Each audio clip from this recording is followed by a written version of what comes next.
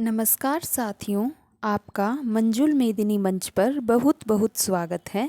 हम class 11th की NCERT की बुक पॉलिटिकल थ्योरी के थर्ड लेसन पर है, जिसका नाम है समानता यानी कि इक्वेलिटी। हमने इक्वेलिटी के बारे में बहुत सारे कॉन्सेप्ट क्लियर किए, जैसे समानता क्या है, समानता महत्वपूर्ण क्यों है। हमने कुछ विचारधाराओं को भी जाना, जैसे मार्क्सवाद, समाजवाद, उदारवाद। इसके अलावा हमने नारीवाद को भी पढ़ा। आज हम एक नए टॉपिक पर आते हैं जो कि समानता से ही जुड़ा हुआ है। जैसे हम समानता को बढ़ावा कैसे दे सकते हैं। यह भी एक इम्पोर्टेंट टॉपिक है। क्योंकि जितनी महत्वपूर्ण यह अवधारणा है, उससे ज़्यादा इम्पोर्टेंट है कि उसको इम्प्लीमेंट कैसे किया जाए। समाज में हम असमानता को किस प्रकार ख़त्म कर सकते हैं। हमारे समाज में ऐसी कौन सी कुरीतियाँ हैं, कौन से नियम हैं, कौन से कानून हैं जिन्हें बदलने की आवश्यकता है, जो कि असमानता को बढ़ावा देते हैं। तो चलिए हम अपने चैप्टर को शुरू करते हैं। हम समानता को बढ़ावा कैसे दे सकते हैं।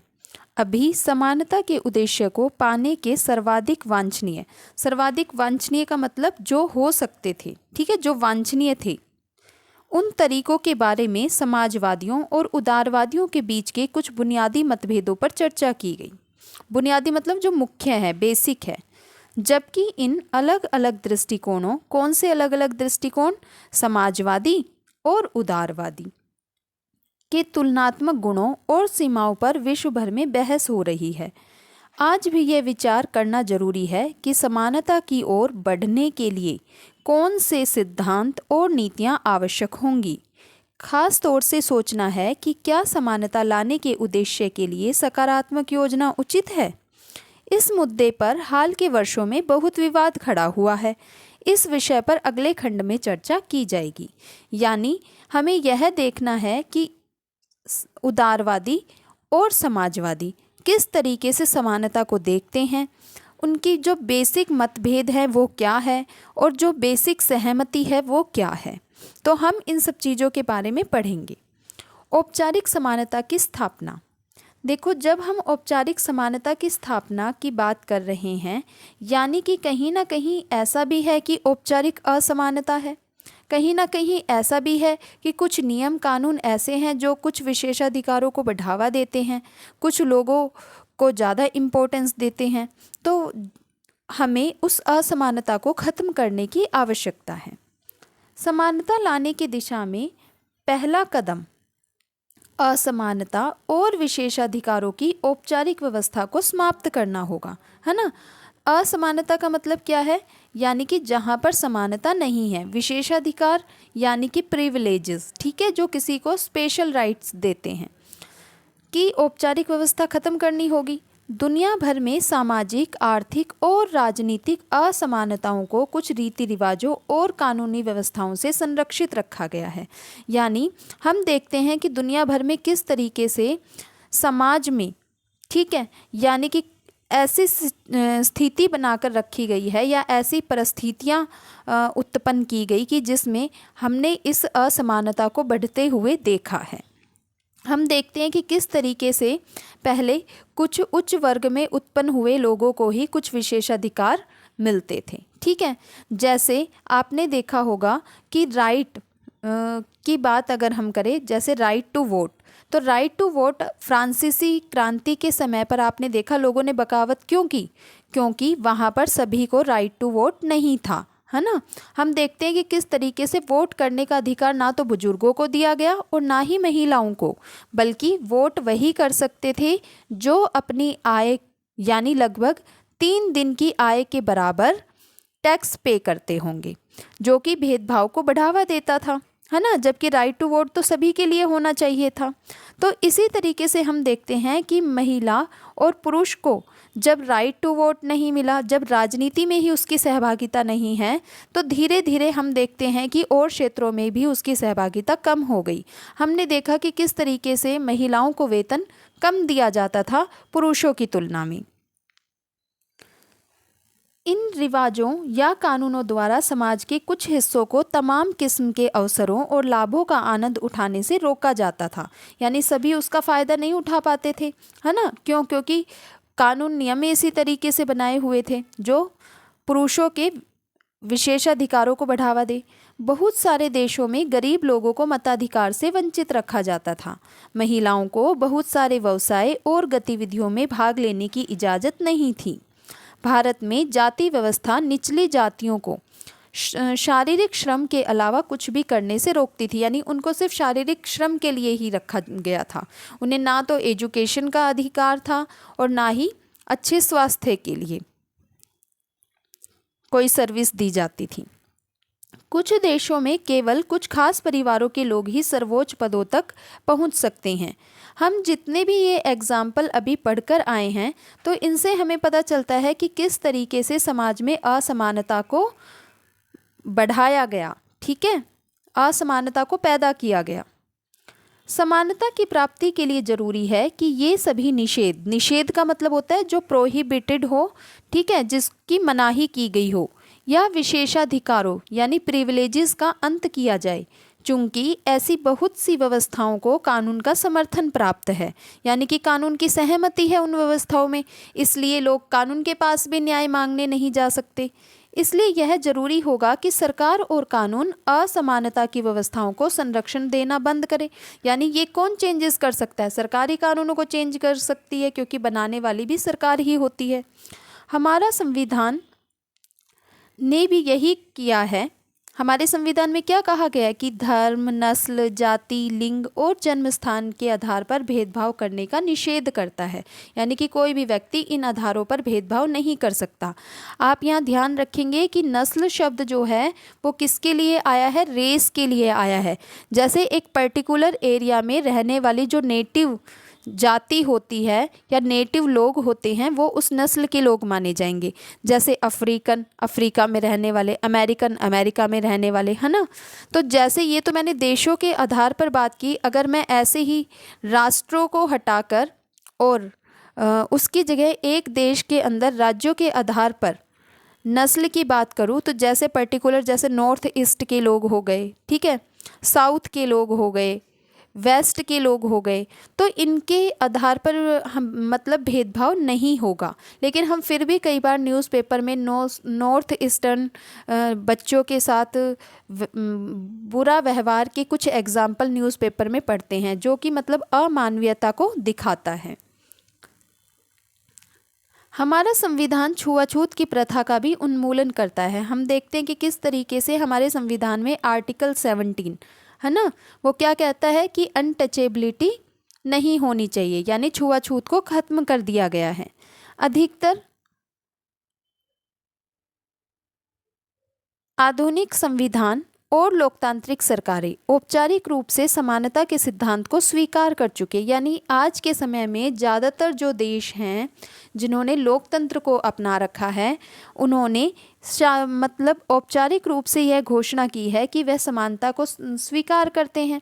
इस सिद्धांत को जाति, नस्ल, धर्म, लिंग पर ध्यान दिए बिना सभी नागरिकों को कानून के समान बर्ताव के रूप में समाहित किया गया है। यानी कि किसी भी आधार पर कानून भेदभाव नहीं करेगा, कानून की नज़र में सभी लोग समान हैं। ठीक है, ये जितनी भी लोकतांत्रिक सरकारें हैं ना, ये सिर्फ समानता के कॉन्सेप्ट को ही नहीं स्वीकार करती है, यह स्वतंत्रता के कॉन्सेप्ट को भी स्वीकार करती है, न्याय के कॉन्सेप्ट को भी स्वीकार करती है, अधिकारों के कॉन्सेप्ट को भी स्वीकार करती है। ठीक है, अब है विभेदक बर्ताव द्वारा समानता। विभेदक बर्ताव का मतलब क्या है? आप सभी के साथ एक जैसा बर्ताव नहीं कर सकते। डिपेंड करता है कि परिस्थितियाँ कैसी है, डिपेंड करता है उस व्यक्ति की स्थिति कैसी है, उसी आधार पर हम उसके साथ विभेदक व्यवहार करते हैं। यानी कि जो उस समय की डिमांड होगी, ठीक है, उस समय की परिस्थितियाँ रही होंगी, उसी के हिसाब से हम व्यवहार करते हैं। जैसा कि हम देख चुके हैं, समानता के सिद्धांत को यथार्थ में बदलने के लिए औपचारिक समानता या कानून के समक्ष समानता आवश्यक है। यानी औपचारिक समानता मतलब फॉर्मल इक्वलिटी जरूरी है, कानून के समक्ष समानता जरूरी है, लेकिन पर्याप्त नहीं। लेकिन हम ये नहीं कह सकते कि हमारी बात यहीं ख़त्म हो गई है ये कहकर। हमें इसके साथ साथ उसको इम्प्लीमेंट भी करना होगा, उसके लिए काम भी करना होगा, है ना। कुछ और स्टेप्स भी उठाने होंगे। कभी कभी यह सुनिश्चित करने के लिए कि लोग समान अधिकारों का उपभोग कर सकें, उनसे अलग अलग बर्ताव करना आवश्यक होता है। इस उद्देश्य से लोगों के बीच कुछ अंतरों को ध्यान में रखना होता है। उदाहरण के लिए विकलांगों की सार्वजनिक स्थानों पर विशेष ढलान वाले रास्तों की मांग न्यायोचित होगी। अब यहाँ पर बताया जा रहा है कि विभेदक व्यवहार किस तरीके से समानता को बढ़ावा देता है। देखो, अब यहाँ पर अगर हम रैंप नहीं बना रहे होते सार्वजनिक स्थानों पर तो क्या होता, जो विकलांग है या जो मतलब साधारण तरीके से वहाँ पहुँचने में सक्षम नहीं है, तो उनको तो वहाँ पर सार्वजनिक स्थानों पर जाने का मौका ही नहीं मिल पाता और ये उनके साथ अन्याय होता। तो इसीलिए वहाँ पर रैंप की व्यवस्था की गई, क्योंकि इससे ही उन्हें सार्वजनिक भवनों में प्रवेश करने का समान अवसर मिल सकेगा।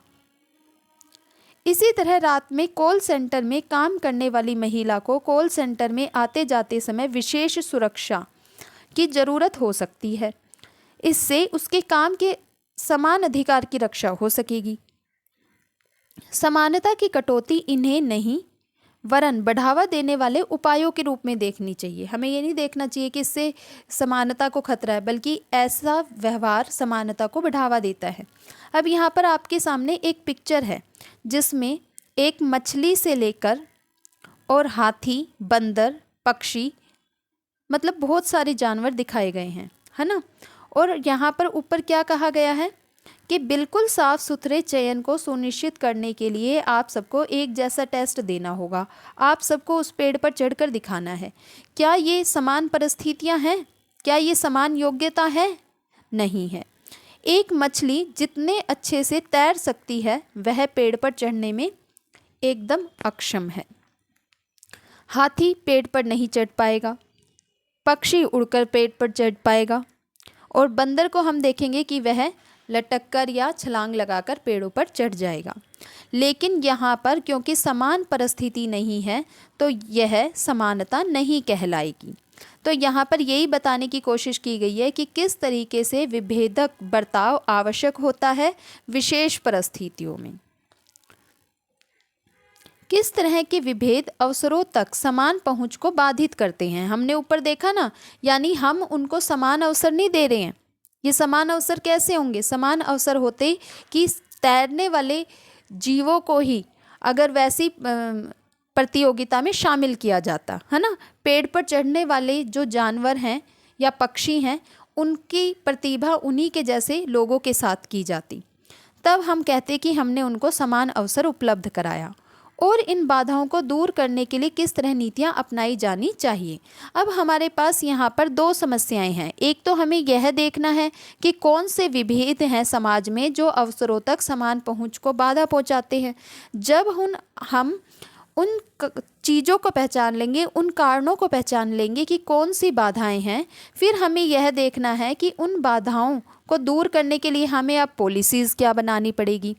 आजकल इस तरह के सवालों पर लगभग हर समाज में चर्चा हो रही है।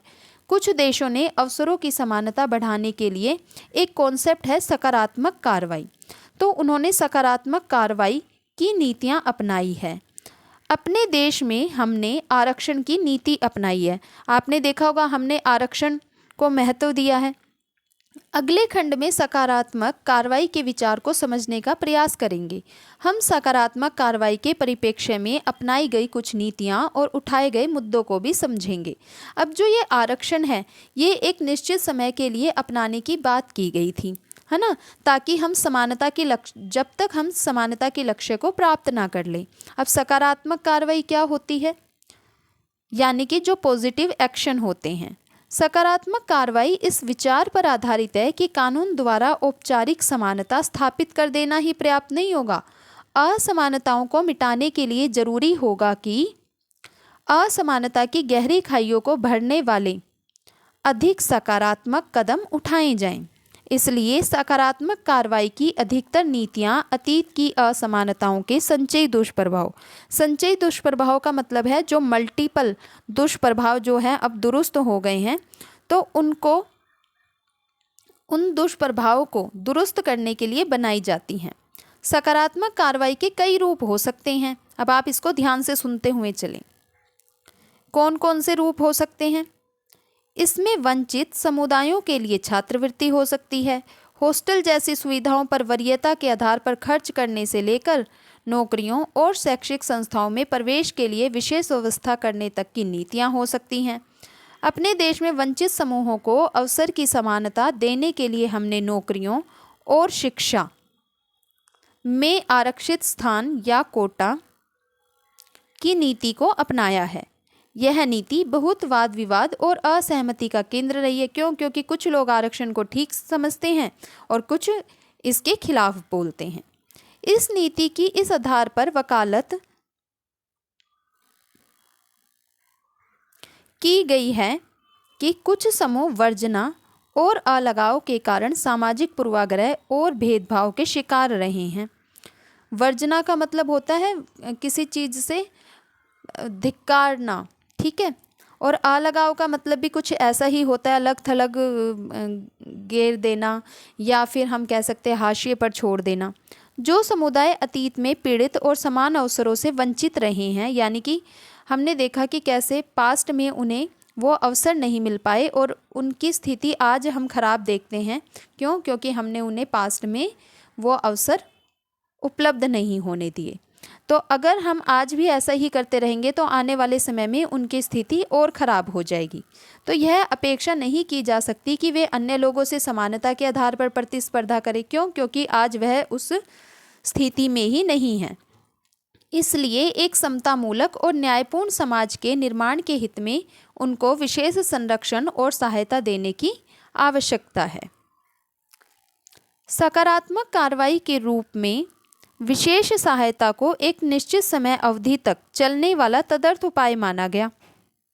इसके पीछे मान्यता यह है कि विशेष बर्ताव इन समुदायों को वर्तमान वंचनाओं का मतलब जिनसे वो वंचित रह गए, उनसे उबरने में सक्षम बनाएगा। क्यों? क्योंकि ये विशेष बर्ताव है, या हम इसे विभेदक बर्ताव भी कह सकते हैं। फिर भी ये अन्य समुदायों से समानता के आधार पर प्रतिस्पर्धा कर सकेंगे। हालांकि सकारात्मक कार्रवाई की नीतियों का समाज को अधिक समतामूलक बनाने के लिए समर्थन किया गया, लेकिन कुछ सिद्धांतकार इन नीतियों के खिलाफ तर्क देते हैं।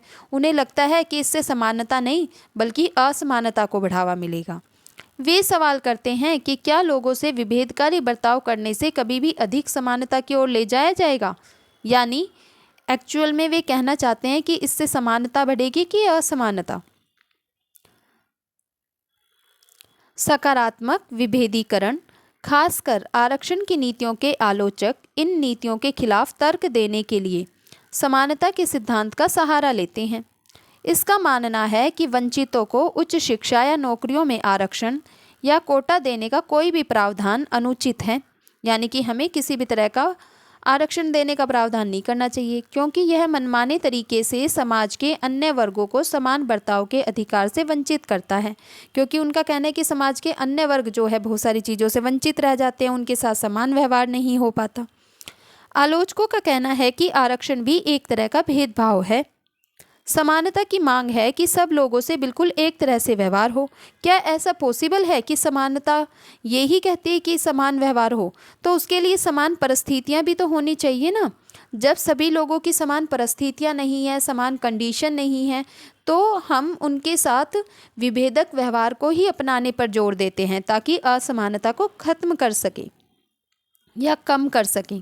जब हम व्यक्तियों के बीच जाति या रंग के आधार पर अंतर करते हैं, तब हम जातिगत और नस्लगत पूर्वाग्रहों, जातिगत और नस्लगत पूर्वाग्रह है यानी कि हमने समाज से जो बातें सुनी उनके बारे में वैसी ही धारणा खुद ने बना ली। खुद ने कुछ चीज़ अपने पास से ऑब्जर्व नहीं की, उनको परखा समझा नहीं, जैसा सुनते आए या हमने पहले से किसी व्यक्ति के बारे में धारणा बना ली। जैसे हम किसी के अपीयरेंस को देखकर ये सोच लेते हैं कि ये व्यक्ति बड़ा चालाक होगा, लेकिन जब हम उससे बात करते हैं, उससे दोस्ती करते हैं, तो हम देखते हैं कि वह बहुत शरीफ व्यक्ति है। तो इस तरह की जो पूर्व धारणा थी, यानी जो मेरी उसको आजमाने से पहले जो मेरी धारणा थी वह पूर्व धारणा कहलाएगी, चाहे वह जातिगत हो, चाहे नस्लगत हो या व्यवहारगत हो। इन सिद्धांतकारों के लिए उन सामाजिक विशिष्टताओं का मतलब है पहचान, उन सामाजिक पहचानों को समाप्त करना महत्वपूर्ण है जो समाज को विभाजित करती है या बांटती है। इस बहस की रोशनी में यह प्रासंगिक होगा कि व्यक्ति के समान अधिकारों और राज्यों के नीति निर्देशक सिद्धांत के रूप में, यानी राज्य के नीति निर्देशक सिद्धांत कौन से हैं, जो राज्य को एक डायरेक्शन देते हैं, दिशा देते हैं कि वह किस तरह की नीतियां या कानून बनाएगा जिससे लोगों का कल्याण हो। तो इस सिद्धांत के रूप में समानता के बीच फर्क किया जाए। व्यक्ति का किसी शैक्षिक संस्था में प्रवेश या सार्वजनिक क्षेत्र में रोजगार पाने का समान अधिकार है, लेकिन प्रतिस्पर्धा उचित होनी चाहिए। जब कभी कुछ सीमित स्थानों या नौकरियों के लिए प्रतिस्पर्धा हो, तब वंचित समूहों के लोग अलाभकारी स्थिति के शिकार हो सकते हैं। कई बार होता है ऐसे शिक्षार्थी जो अपने समुदाय में पढ़ने वाली पहली पीढ़ी से आते हैं। मान लो मेरे पेरेंट्स नहीं पढ़े और मैं ही अपनी पीढ़ी में पढ़ने वाली पहली लड़की हूँ, अर्थात जिसके माता पिता और पूर्वज अशिक्षित रहे हों और अपनी ज़रूरतों और परिस्थितियों के मामले में पढ़े लिखे परिवारों के छात्रों से बहुत अलग होते हैं। यानी कि वो एक बच्चा है जो कि अच्छा एजुकेशनल बैकग्राउंड का है, उसके पेरेंट्स भी पढ़े हुए हैं, उसके दादा दादी भी पढ़े हुए हैं, वहाँ से कोई बच्चा निकल कर आता है तो उसकी नॉलेज ऑटोमेटिकली उन लोगों से ज़्यादा होगी जो अपनी पहली पीढ़ी के साक्षर हैं। दलित, स्त्री या वर्जना और वंचना के शिकार अन्य श्रेणियों से आने वाले सदस्य कुछ विशेष सहायता के पात्र और अधिकारी होते हैं। भाई उनको कुछ विशेष सहायता उपलब्ध करानी होती है ताकि वो कंपटीशन में आ सकें। इस विशेष सहायता को उपलब्ध कराने हेतु राज्य को समानता लाने वाली सामाजिक नीतियां बनानी चाहिए और सरकार बनाती भी है।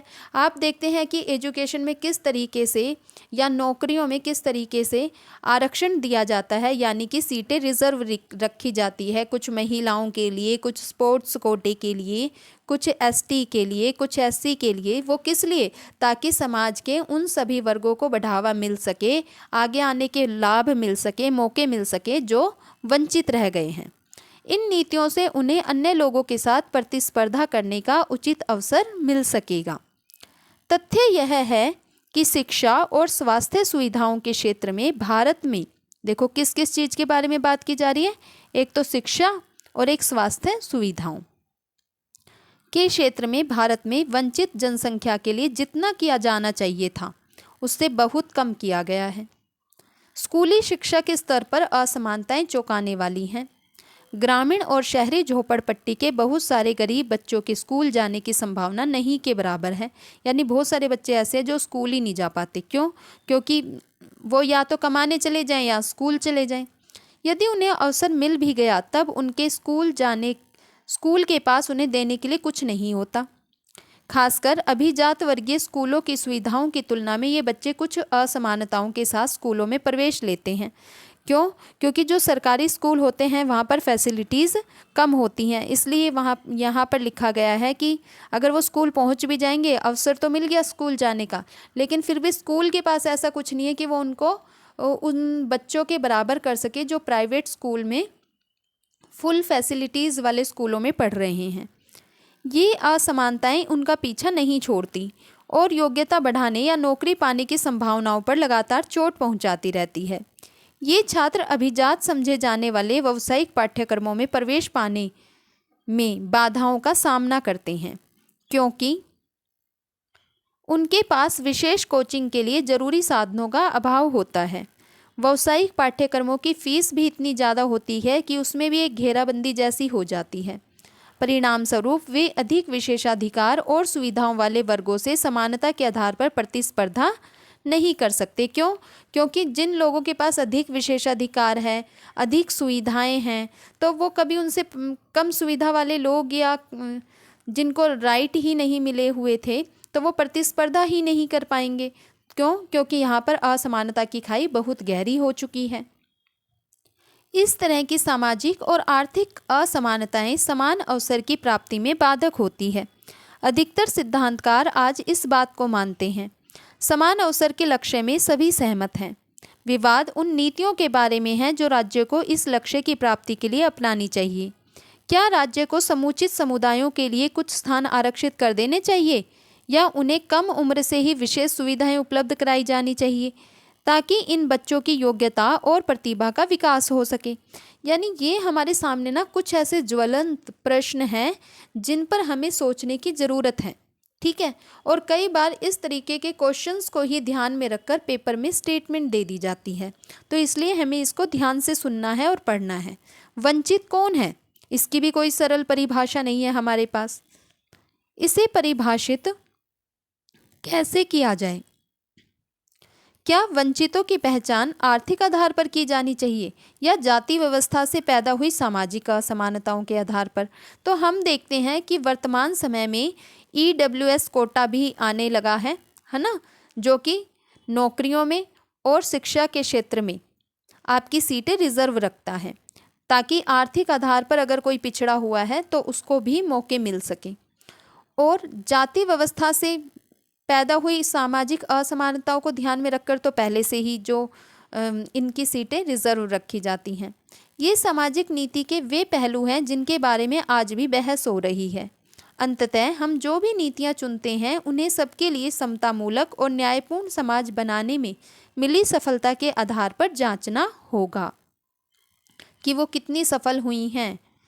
समानता के विषय पे सोचते समय हमें प्रत्येक व्यक्ति को बिल्कुल एक जैसा मानने और प्रत्येक व्यक्ति को मूलतः समान मानने में अंतर करना चाहिए। दोनों एक ही बात नहीं है।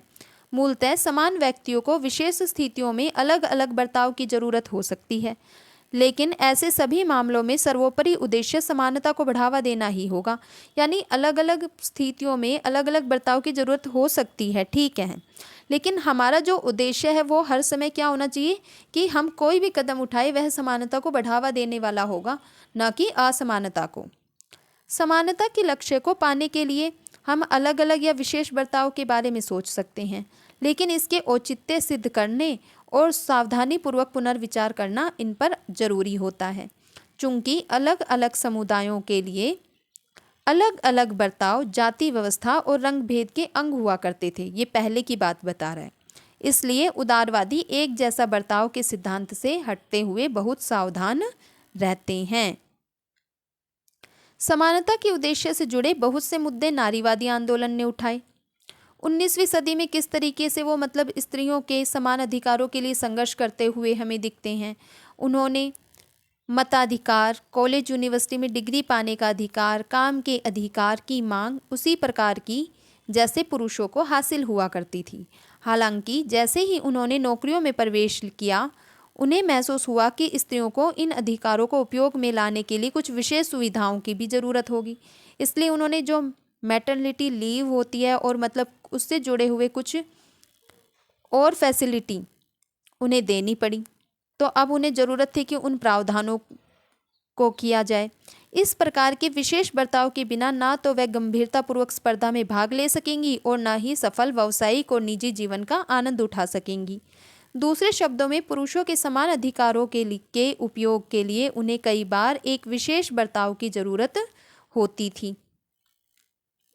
जब हम समानता के मुद्दे पर सोचते हैं और जांचते हैं कि एक खास स्थिति में विशेष बर्ताव जरूरी है या नहीं, तो हमें लगातार स्वयं से ही पूछने की ज़रूरत है कि क्या विशेष बर्ताव यह सुनिश्चित करने के लिए आवश्यक है कि एक समूह समान अधिकारों का उसी प्रकार आनंद उठा सके जैसा कि शेष समाज उठाता है।